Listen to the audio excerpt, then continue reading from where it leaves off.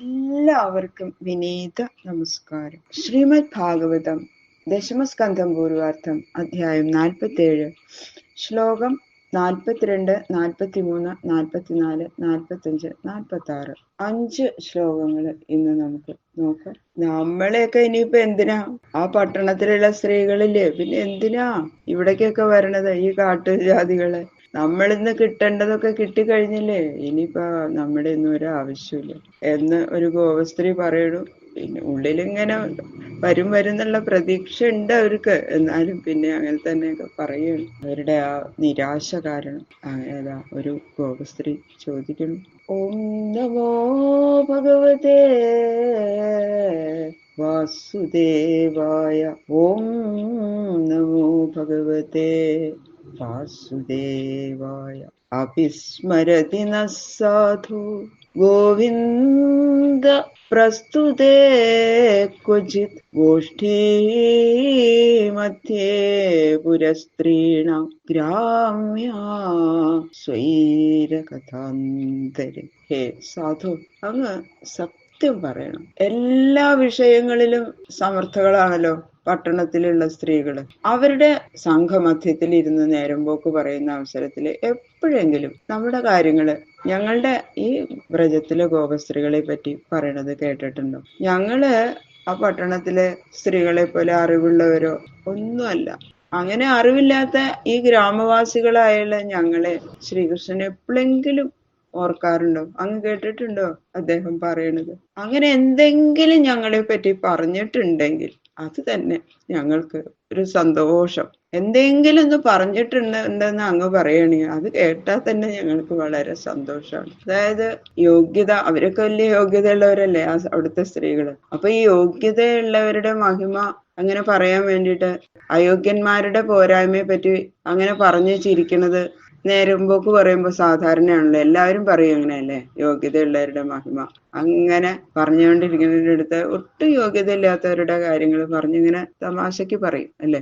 ആ കൂട്ടത്തില് വിദഗ്ധകളായ പുരാങ്കനകളെ ആനന്ദിപ്പിക്കാൻ വിഡ്ഢികളായ ഞങ്ങളെ കുറിച്ച് പരിഹാസമായിട്ടെങ്കിലും വല്ലതും പറയാറുണ്ടോ? അത് തന്നെ മതി ഞങ്ങൾക്ക് എന്ന്. അതാണ് അവര് പറയണത്.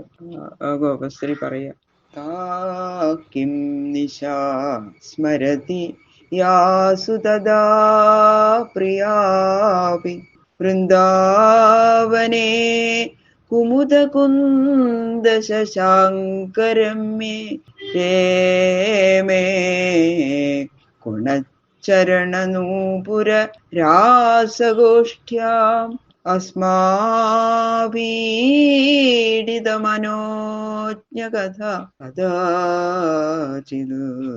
വേറൊരു ഗോപസ്ത്രീ പറയാണ്, ഇപ്പൊ അദ്ദേഹത്തിന് ഞങ്ങളെയൊന്നും വേണ്ട. ആ മധുര പട്ടണത്തിലെ പ്രൗഢകളായിട്ടുള്ള വനിതകളെ എവിടെ കിടക്കണു, ഞങ്ങൾ എവിടെ കിടക്കണു? ഞങ്ങൾ ഈ ക്ഷാമകാലത്ത് ഭിക്ഷയാചിക്കുന്നവരോട് തുല്യകളാ ഇപ്പൊ ഞങ്ങള്. അതുകൊണ്ട് ഞങ്ങളെ ഒന്നും സ്മരിക്കണ്ട. അദ്ദേഹത്തിനെ സ്മരിക്കാൻ തക്ക യോഗ്യത ഉള്ളവരും അല്ല. പക്ഷെ ഇതിനു മുമ്പ് ഒരു കാലത്ത് ഞങ്ങള് അദ്ദേഹത്തിന് ഏറ്റവും പ്രിയപ്പെട്ടവരായിരുന്നു. കുളങ്ങളില് ആമ്പൽപ്പൂക്കൾ ഇങ്ങനെ നിറച്ചു വിരിഞ്ഞു നിൽക്കണു. 4 ഭാഗത്തുള്ള മരങ്ങൾ പടർന്നിരിക്കുന്ന മുല്ലവള്ളികള് നിറച്ച് പുഷ്പങ്ങൾ വികസിച്ച് നിൽക്കണു. ആ പൂർണ്ണചന്ദ്രൻ ഉദിച്ച് ആ ശീതകിരണങ്ങൾ 4 ഭാഗത്തേക്ക് ഇങ്ങനെ വീശിക്കൊണ്ടിരിക്കുക. ഇങ്ങനെയുള്ള അവസ്ഥകളാൽ മനോഹരമായിരുന്ന ആ വൃന്ദാവനത്തില് അനേക രാത്രികളില് കാലിലിട്ടിരിക്കുന്ന ആ നൂപുരങ്ങൾ കിലുങ്ങത്തക്ക വിധം ഞങ്ങളുടെ കൈ കോർത്ത് പിടിച്ച് ചാടി കളിച്ചുകൊണ്ടും ഞങ്ങൾ പറയുന്ന മനോജ്ഞ കഥകൾ കേട്ട് ആനന്ദിച്ചുകൊണ്ടും രാസക്രീഡ ചെയ്തിട്ടുണ്ട്. ആ രാത്രികളെ മറക്കാൻ സാധ്യതയില്ല. എപ്പോഴെങ്കിലും ഒരിക്കല് ആ രാത്രികളിൽ ഏതെങ്കിലും ഒരു രാത്രിയെ ഓർമ്മ വെച്ചതായിട്ട് അങ്ങ് കേട്ടിട്ടുണ്ടോ അങ്ങനെ പറഞ്ഞത്? ആ രാത്രി ഓർമ്മ വരണമെന്ന് ഏതെങ്കിലും ഒരു രാത്രിയെ പറ്റിയിട്ട് അദ്ദേഹം പറഞ്ഞതായിട്ട് അങ്ങേക്ക് അറിയോ? ഞങ്ങളെ മറന്നാലും ആ രാത്രികളെ ഓർക്കണുണ്ടെന്ന് വന്നാൽ തന്നെ ഞങ്ങൾക്ക് വളരെ സമാധാനായി എന്ന് പറയുന്നു ആ ഗോപസ്ത്രീ.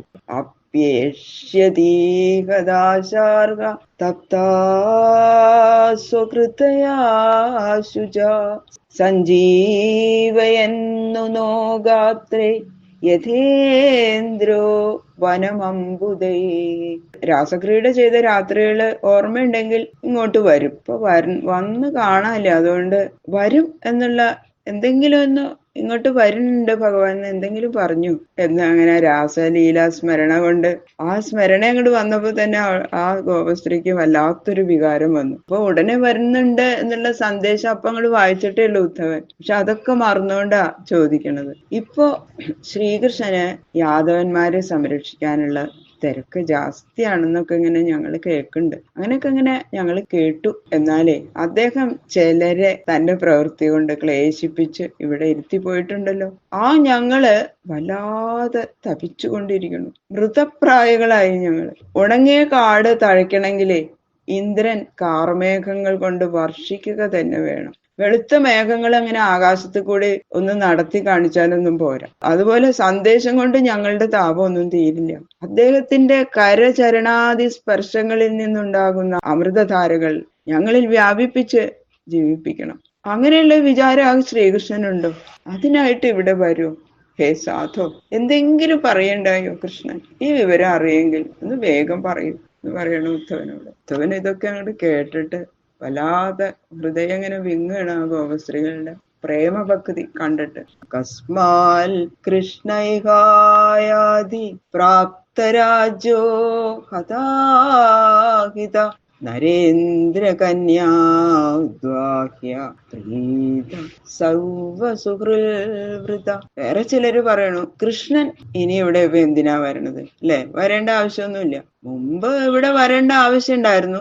അവിടെ മധുരയില് വളരാൻ ചില തടസ്സങ്ങൾ ഉണ്ടായതുകൊണ്ട് ഇവിടെ അങ്ങോട്ട് വന്ന് വളർന്നു എന്ന് മാത്രം. ഇപ്പൊ എന്താ, അന്യാശ്രയം കൂടാതെ ഇരിക്കാൻ എല്ലാം കിട്ടി, അല്ലെ? രാജപദവിയും കൂടി. ശത്രുവായ കംസനെ ഹനിച്ചു, മധുരാപുരി സ്വാധീനത്തിലായി, രാജകന്യകമാരെ കല്യാണം കഴിക്കാൻ വേണ്ടുന്ന എല്ലാ സ്ഥിതികളും ഉണ്ടായി. ഇപ്പൊ സന്തോഷായിട്ട് ഇരിക്കുക. ഇപ്പൊ അവിടെ മാതാവ്, പിതാവ് മുതലായിട്ടുള്ള സുഹൃത്തുക്കളെല്ലാം തന്റെ 4 ഭാഗത്തും വളഞ്ഞു കൂടിയിട്ടുണ്ട്. ഇനിയിപ്പൊ എന്തിനാ ഇവിടെ വരണേ? ഇവിടെ വരേണ്ടതായിട്ടുള്ള ആവശ്യം അതൊന്നും ഇല്ലാത്തത് കൊണ്ട് കൃഷ്ണൻ വരുമോ എന്നുള്ള ചോദ്യമൊക്കെ അനാവശ്യല്ലേ? അതാണ് ആ ഗോപശ്രീ ചോദിക്കണം. രാജകന്യകമാരെ ഇപ്പൊ കല്യാണം കഴിച്ചിട്ടില്ലെങ്കിലും കന്യകമാരെ കല്യാണം കഴിക്കുന്നുള്ളത് ഉറപ്പാണ് അവർക്ക്. അതാണ് ആ ഗോപസ്ത്രീ പറഞ്ഞതിന്റെ സാരം. കിമസ്മാവിർവനോ ഗോപി അന്യാവിർവാ മഹാത്മന ശ്രീപതേരാപ്തകാമ ശ്രീയേതാർത്ഥ കൃതാത്മന. വേറെ ചിലര് ആ ശ്രീകൃഷ്ണ ഭഗവാന്റെ പരമാർത്ഥ അവസ്ഥ പറയണു. അവർക്ക് അറിയാം പരമാത്മാവായിട്ടുള്ള പരമപുരുഷനായിട്ടുള്ള ഭഗവാനാണ് എന്നൊക്കെ. പക്ഷെ അതല്ല, ചിലപ്പോ അതങ്ങട് മറന്നു പോവാണ് അവര്. പിന്നെ ആ ഗോപശ്രീ പറയണു, എന്തിനാനിപ്പം പലതും പറയണത്? ശ്രീകൃഷ്ണന്റെ മനസ്സ് ലോകത്തിലുള്ള ഏതൊരു സ്ത്രീയെയും ആഗ്രഹിക്കില്ല.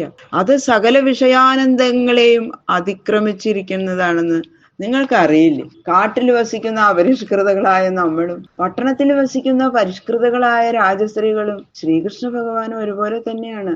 ഇവരിൽ നിന്ന് ലഭിക്കേണ്ട യാതൊരു മോഹവും കൃഷ്ണനില്ല. സകല ജനങ്ങളുടെയും ആഗ്രഹത്തെ സഫലീകരിക്കുന്ന സർവസമ്പത്തിന്റെയും അധിഷ്ഠാന ദേവതയായ ശ്രീ ഭഗവതി ശ്രീകൃഷ്ണനെ ആശ്രയിച്ചല്ലേ വസിക്കുന്നത്. കൃഷ്ണന്റെ മനസ്സിനെ ഇളക്കി തീർക്കാൻ ആർക്കും കഴിയില്ല എന്ന് നമ്മൾ അറിയണതല്ലേ? നമുക്കറിയാലോ അത്. അങ്ങനെയിരിക്കെ ആപ്തകാമനും പരിപൂർണ സ്വരൂപനുമായ ഭഗവാന് നമ്മളെ കൊണ്ടാകട്ടെ മറ്റുള്ളവരെ കൊണ്ടാകട്ടെ എന്താ പ്രയോജനം എന്നൊന്നും നിങ്ങളൊന്ന് ആലോചിച്ച് നോക്കൂ. ആലോചിച്ചിട്ട് പറയൂ എന്ന് പറയാണ് ശ്രീകൃഷ്ണ ഭഗവാൻ. സാക്ഷാൽ പരമാത്മാവ് തന്നെ നിർവികാരനും ഗുണാതീതനും ആണെന്ന അനുഭവം അവർക്കുണ്ട്. ഈ വാക്കുകളിൽ നിന്ന് സ്പഷ്ടാവണത് അല്ലെ? ബാക്കിയുള്ള ശ്ലോകങ്ങള് നാളെ നോക്കാം. സർവത്ര ഗോവിന്ദനാമ സങ്കീർത്തനം ഗോവിന്ദ ഗോവിന്ദ